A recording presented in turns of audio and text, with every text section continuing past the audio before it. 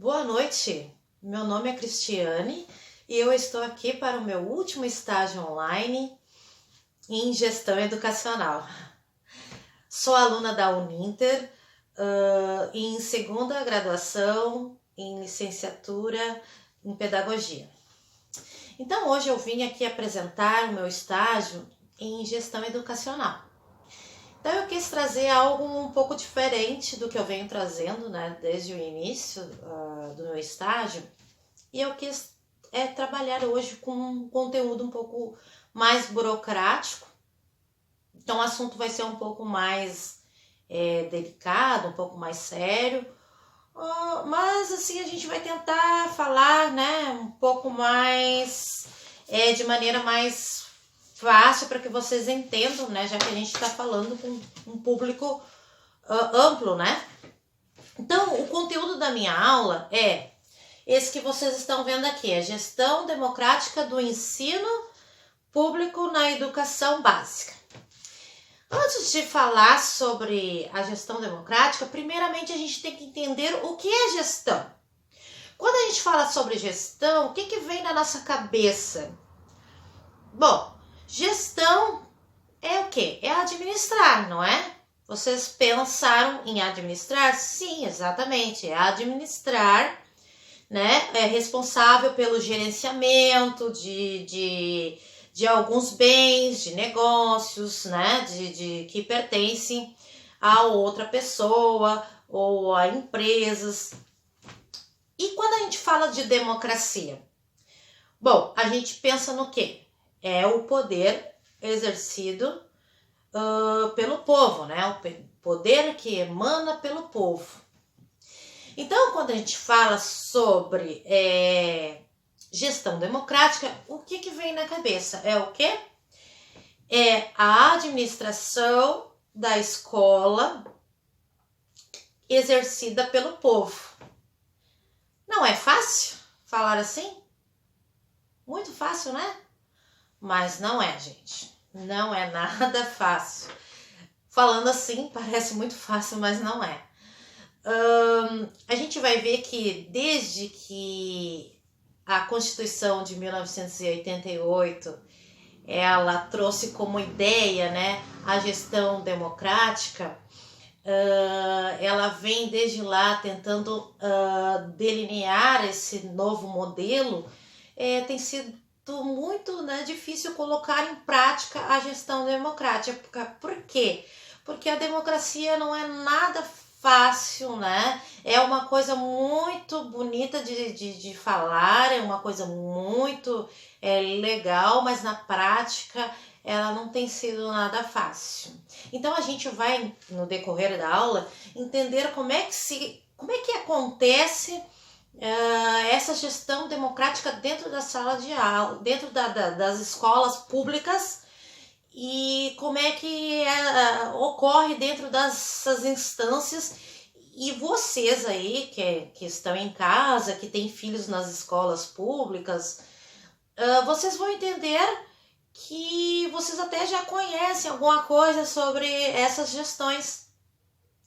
E isso vai fazer com que vocês também se empolguem em participar mais da educação dos seus filhos, em participar mais da comunidade escolar, que isso é muito importante para a educação do seu filho, importante para a comunidade, né? Importante para a escola, ok? Então nós vamos começar aqui no próximo slide. Eu quero falar desde a história da gestão democrática, como é que ela começa. Então, assim, no fim da ditadura militar, né, começa-se a falar, assim, várias reaberturas, assim, para a educação, né? Então, assim, começa a ter várias reaberturas falando sobre, por exemplo, a educação infantil, né, que não tinha um delineamento antes. A gente tem assim uma abertura para uma abrangência por exemplo, da educação de jovens e adultos. Então a gente tem assim uma reabertura para vários avanços daquilo que não se podia fazer antes na época da ditadura, né? Então é a partir daquele período da redemocratização é que começa a delinear ali, começa assim a esboçar, né, assim, parâmetros para a educação democrática. Então, assim, vai ser lá na Constituição de 1988 que vai falar ali, né, um pouco sobre a gestão democrática. Mas vai ser lá na Lei Diretrizes e Bases da Educação Nacional, em 1996, e que vai propor de fato com principais instrumentos de gestões escolar democrática mesmo, né? Que vai dar ali, ó, diretrizes e que vai propor esse tipo de gestão, né? Dando diretrizes ali para que as escolas sigam, né, esses tipos de modelos. Por exemplo, criações de conselhos e grêmios estudantis, né, a elaboração de projeto político, pedagógico no âmbito interno, né, escolha direta de diretores, dentre outros. E também o que? Ela propõe que a escola pública ela seja o que é um sinônimo de participação. A democracia, na verdade, ela é um sinônimo de participação, né? Ela quer o quê? Que a comunidade, que os pais, que os alunos, né? Que todos participem das decisões, das instâncias das decisões, né? Que não seja algo de cima para baixo, mas que seja algo que todos possam, né, ali ter participações nas decisões. No modelo tradicional, o que acontecia, né? As escolhas dos diretores eram os governos que escolhiam os diretores antes, né? Os governos que faziam essas escolhas. Já no modelo novo, no modelo democrático, quem faz essas escolhas, né? Os conselhos, os pais, né? Que fazem essas escolhas. Então, assim, vai acontecendo assim pequenas mudanças, mas ainda, né? Até hoje é um desafio a democracia escolar, né? Nós ainda temos uma grande dificuldade de ter essa democracia. Por quê? Porque ainda falta conhecimento necessário, né, de muitos gestores para fazer com que haja, né, no caso, um governo dentro da escola democrático de fato, né? Porque para realmente, né, você fazer uma escola participar, você precisa fazer com que esse ambiente ele seja um ambiente democrático, né? Ele seja um ambiente aberto para isso. Não adianta a gente só trazer, né, as teorias para dentro da escola, fazer assim grandes congressos, trazer palestrantes. Não, a gente precisa que o gestor, no caso, quem é o gestor, né, da escola? Quem é que é o gestor? É o diretor, né? Esse diretor ele precisa ser um diretor participativo, um diretor aberto, né? Um diretor que esteja ligado em todas as instâncias, que ele esteja, né, aberto ali, que dialogue com os professores, que dialogue com os pais, com os alunos, que esteja aberto a isso. Então, gente, essa autonomia, na verdade, no modelo tradicional, ele era muito centralizado, né? Centralizado lá em uma hierarquia, né? Em que essa hierarquia vinha lá, né?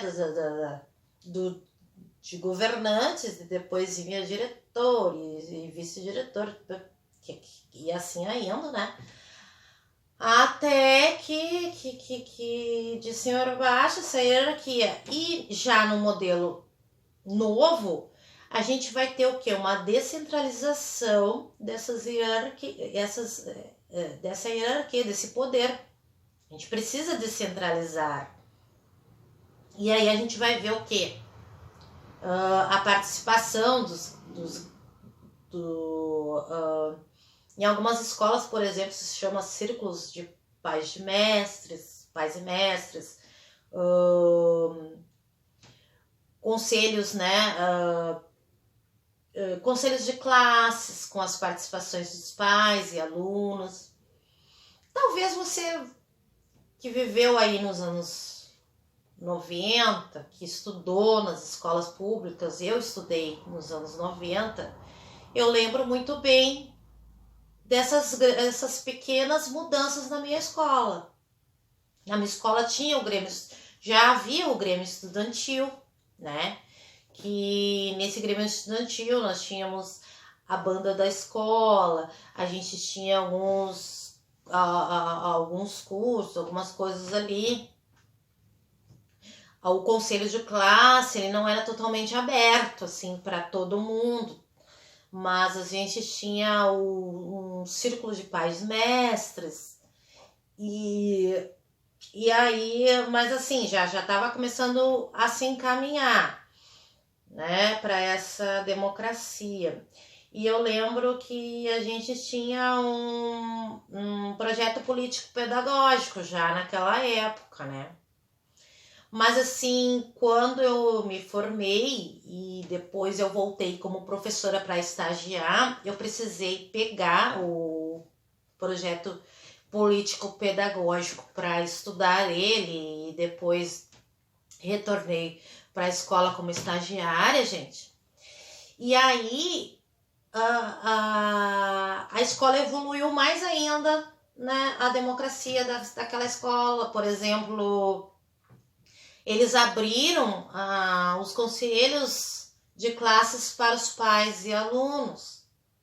Os pais participavam dos conselhos de classe, né? E as comunidades também participavam, tinha muitas festas abertas para a comunidade, muitos eventos, assim, várias reuniões, assim, a evolução, assim, foi bem grande, né?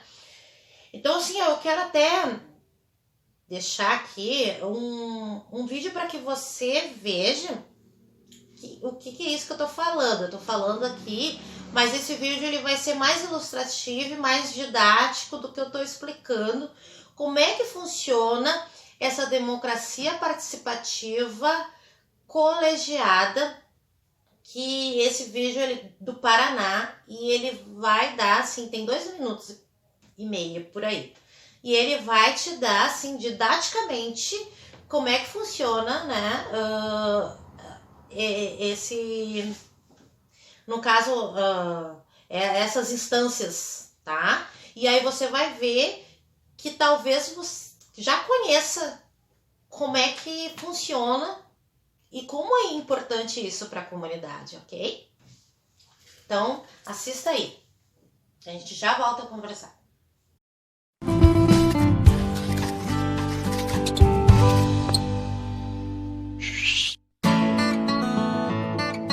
Vocês sabem o que significa gestão democrática? No âmbito das escolas, a gestão tem a função de organizar todos os elementos que, direta ou indiretamente, influenciam no trabalho pedagógico, ou seja, os aspectos ligados aos profissionais da educação e suas funções, aos espaços e aos recursos, garantindo a legalidade de todas as ações e primando pelo ensino-aprendizagem de todos os estudantes. Conforme estabelece a legislação, a gestão nas escolas públicas estaduais do Paraná é democrática, ou seja, tem a participação da comunidade escolar garantida. A democracia na escola se concretiza principalmente pela participação dos pais, alunos, professores, funcionários e comunidade, nas diversas decisões inerentes à gestão, que no caso da escola são sempre pedagógicas. Outro aspecto democrático é a possibilidade de escolha direta dos diretores e diretores auxiliares pela comunidade escolar.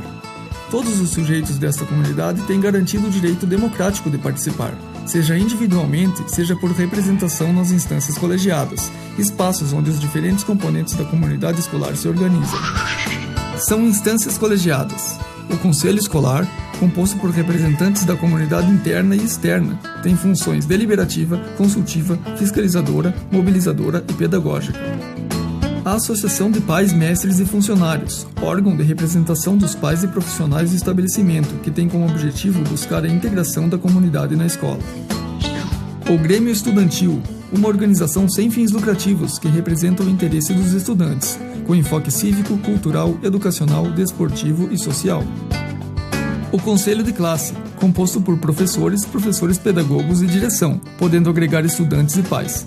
Objetivo é o acompanhamento sistematizado da avaliação dos estudantes e de todo o processo de ensino-aprendizagem, por meio de análise e diagnóstico das possíveis interferências nesse processo, a fim de reorientar de forma coletiva as ações para a aprendizagem e sucesso dos estudantes. A equipe gestora, por sua vez, deve ter a gestão democrática como princípio de trabalho, fortalecendo o trabalho coletivo, a ética profissional e o comprometimento com o projeto político-pedagógico do estabelecimento de ensino. Compete também a esta equipe a coordenação da elaboração e estruturação de um plano de ação, também democrático, articulado com o PPP, no qual toda a organização escolar seja amplamente discutida e baseada em pesquisa, estudo, integração, compromisso e responsabilidade, para assegurar a existência de uma educação também democrática.